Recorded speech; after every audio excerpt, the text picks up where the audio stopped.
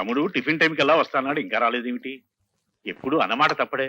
You are correct అన్నయ్య. నీ తమ్ముడు ఎప్పుడు మాట తప్పడు. కానీ నువ్వే సెంటిమెంట్ తప్పి లతా నేను లేకుండా టిఫిన్ చేయడానికి సిద్ధపడిపోతున్నావు. అబ్బే ఏది ఇప్పుడే. కూర్చో తమ్ముడు కూర్చో. అమ్మాయి లత. అన్నయ్య, లతను నువ్వు చాలా గారాభంగా పెంచుతున్నావు. క్రమశిక్షణలో పెంచకపోతే ఏదో ఒకనాడు మనకి శిక్ష వేసే ప్రమాదం ఉంది. జాగ్రత్త. అమ్మాయి, నువ్వు ఫైనల్ ఇయర్ పూర్తి చేసి కాలేజ్ వదిలిపెట్టి వెళ్ళిపోయావు. ఇక నా మనసులో లేదు. నీ అంత అందగాన్ని చూసిన కళ్ళతో వేడి మొహం కళ్ళు చూడలేకపోతున్నాను. మళ్ళీ ఎప్పుడు కనిపిస్తావు డియా? అమ్మో నాన్న.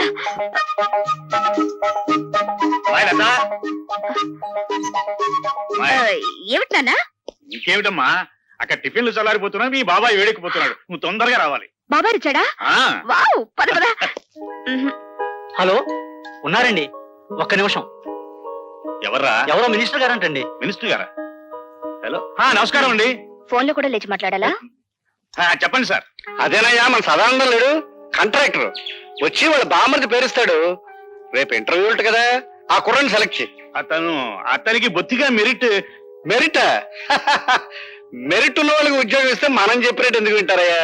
అతను సెలెక్ట్ చేయి. అలాగే సార్, అలాగే. ఎవరన్నయ్య? మినిస్టర్ రాజశేఖరం గారు ఆ సదానందం గారి బావమరిదికి ఉద్యోగం ఇమ్మని ఫోన్ చేశారు. ఇచ్చేస్తున్నావా? పదవిలో ఉన్న వాళ్ళ మాట వెనక తప్పదు కదా. చిచ్చి, నీతో టిఫిన్ చేయడం నాదే బుద్ధితో. తమ్ముడు, అరే నువ్వు ఉండు బాబాయ్. నానేమన్నా తెలుతో కూడా ఎవరికి పడితే వాళ్ళకి ఉద్యోగం వచ్చాడు. నేను నమ్మొచ్చు కానీ పిరికి వాడిని నమ్మకూడదు. ఏం చేద్దంటే భయంలో వాళ్ళు ఏమైనా చేసేస్తారు. ఉండు డాడీ, నేను ఉపాయం చెప్పనా? మెరిట్ లో నెంబర్ 1 కుర్రాడిని చూసి ఉద్యోగం ఇచ్చేయండి. మంత్రి గారు ఏమిటిలా చేశామని అడిగితే నాకు మతి మరపు ఎక్కువ, మీరు చెప్పిన కుర్రాడి పేరు అదే అనుకుని ఇచ్చేసానని బికమం పెట్టేయండి, సరిపోతుంది. అలా చేస్తావా? చేస్తావా లేదా చెప్పు. ఒప్పేసుకోండి. Good morning. Good morning.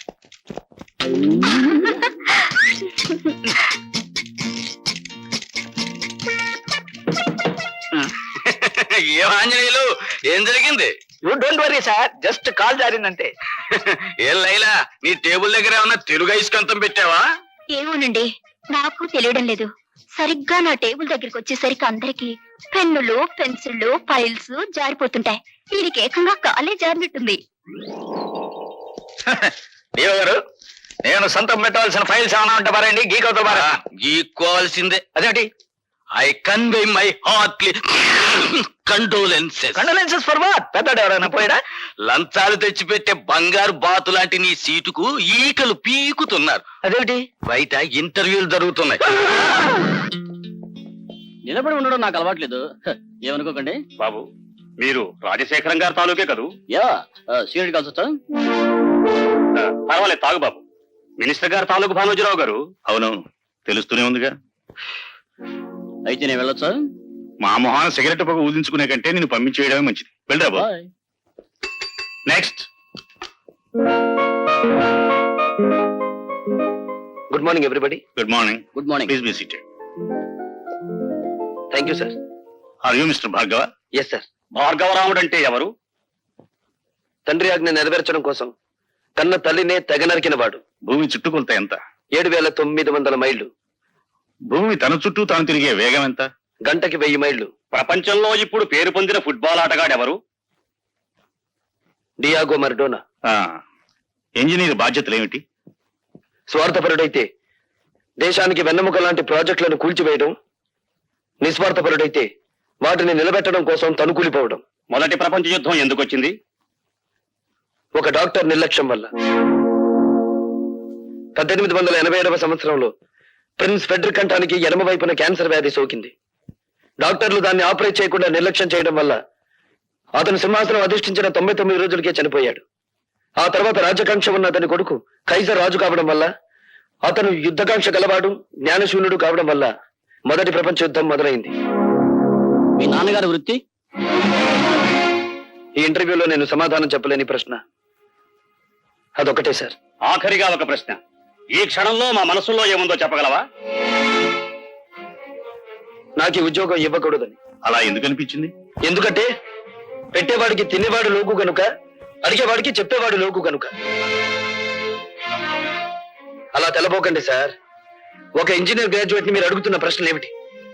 అతనుకున్న పురాణ పరిచయం, అతనికి తెలిసిన హిస్టారికల్ నాలెడ్జ్, అతనికున్న స్పోర్ట్స్ నాలెడ్జ్, ఇవా ఒక ఇంజనీర్ క్యాండిడేట్ కి కావాల్సిన అర్హతలు. మీరంతా అవకాశవాదులు, ప్రశ్నలు అడగడమే తప్ప సమాధానం చెప్పడం చేత కానీ మేధావులు. అయినా మిమ్మల్ని నమ్ముకుని పూటకొక నిరుద్యోగి ఇంకా డిగ్రీలు చంకలో పెట్టుకుని ఆఫీస్ గుమ్మాలు ఎగుతూనే ఉన్నాడు. ఎలా? తల్లి మెడలో మంగళసూత్రాలు అమ్మి, అవి ఖర్చైపోతే ఒంట్లోని రక్తాన్ని అమ్మి. సార్, మహాత్మా గాంధీ తెల్లదొరతనాన్ని పోగొట్టగలిగాడేమో కానీ ఆయనే తిరిగి జన్మించిన ఈ నల్లదొరతనాన్ని మాత్రం పోగొట్టలేడు. ఎందుకంటే ఇప్పుడున్న ధరల రక్తం నలుపు, వాళ్ళ దగ్గరున్న డబ్బు నలుపు, వాళ్ళు ప్రోత్సహిస్తున్న బజార్లు నలుపు. మీరు అడిగిన ఒక్క ప్రశ్నకు సమాధానం చెప్పకుండా వెళ్ళడం ఇష్టం లేక జవాబు చెప్పే పెడుతున్నాను సార్. మా నాన్న వృత్తి ఏమిటని కదా మీరు అడిగింది? హీఈస్ ఎ లయర్, హీఈస్ ఎ డెజర్టర్. కట్టుకున్న భార్యని, కన్న బిడ్డని అనాథల్ని చేసి వెళ్ళిపోయిన కసాయివాడు. ఆ కసాయివాడి రక్తాన్ని పంచుకు పుట్టాను నేను. అయినా మిమ్మల్ని ఏమీ చేయకుండా పెడుతున్నానంటే నా చదువు నాకు నేర్పిన సంస్కారం. ఈ దేశంలో గాంధీల సంఖ్యను పెంచండి కానీ గాడ్సేల సంఖ్యను కాదు.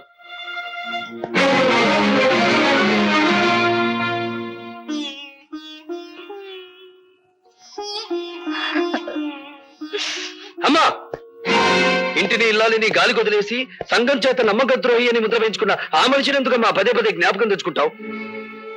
నిజాయితీ నిలకడలేని ఆ మనిషి మూలంగానే కదమ్మా మనం సమాజం నుంచి విసిరివేయబడింది.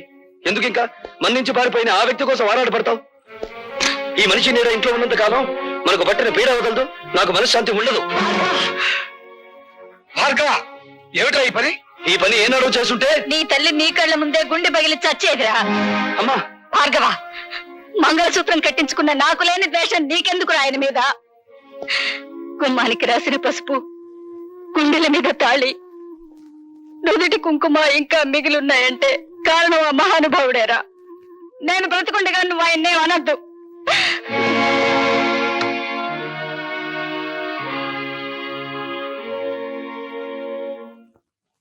ఇంటర్వ్యూకి వెళ్ళావా?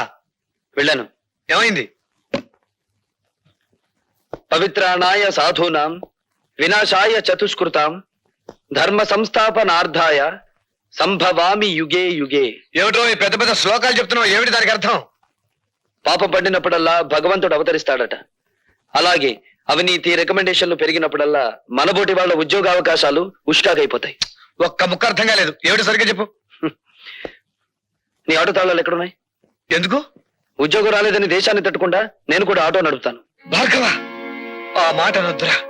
ఈ కళతో నువ్వు యూనివర్సిటీలో గోల్డ్ మెడల్ తీసుకోవడం చూశాను. ఈ కళతో నేను గవర్నర్ గారు అభినందించడం చూశాను. అటువంటి ఈ కళతోనే నువ్వు ఆటో నడపడం నేను చూడలేనురా. వద్దు. ఈ దేశంలో మేధావులు నిరాశతో, నిస్పృహతో, నిరుత్సాహంతో రోడ్డులు పడితే ఏం జరుగుతుందో నాకు తెలుసురా. ఏం జరుగుతుందిరా? రక్తపాతం. ఇండియన్ హిస్టరీ ఎక్కువ చదివినట్టున్నారా, అందుకే నీకు రక్తపాతమే గుర్తుకొస్తుంది. ఏరా, నేను ఇంత సీరియస్ గా చెప్తుంటే నీకు నవ్వులాటగా ఉందా? అదొక్కటేరా మనపోటి మధ్యతరగతి వాళ్ళకు మిగిలిన ఆస్తి. జీవితం అనే ఆటలో నవ్వులాటే మనకి ఓదార్పు. సరే సరే, నీ మాటలకు అమ్మ నొచ్చుకున్నట్టుంది, వెళ్ళి ఓదార్చు. ఓదార్చిన ఆగని ఆవేదన రానాయన అది. అయితే నన్ను ఓదార్చు. దేనికి? నీ పర్మిషన్ లేకుండా మన కాలేజీ ఓల్డ్ బాయ్స్ ఫంక్షన్ లో ప్రవరాకుడి వేషం నువ్వే వేస్తామని వరం ఇచ్చి వచ్చాను. పెరిగే కాకుండా వరాలు ఇవ్వడంలో కూడా శంకరుడు వేనా? నేను వెయ్యను, పో. చంపేవు పో.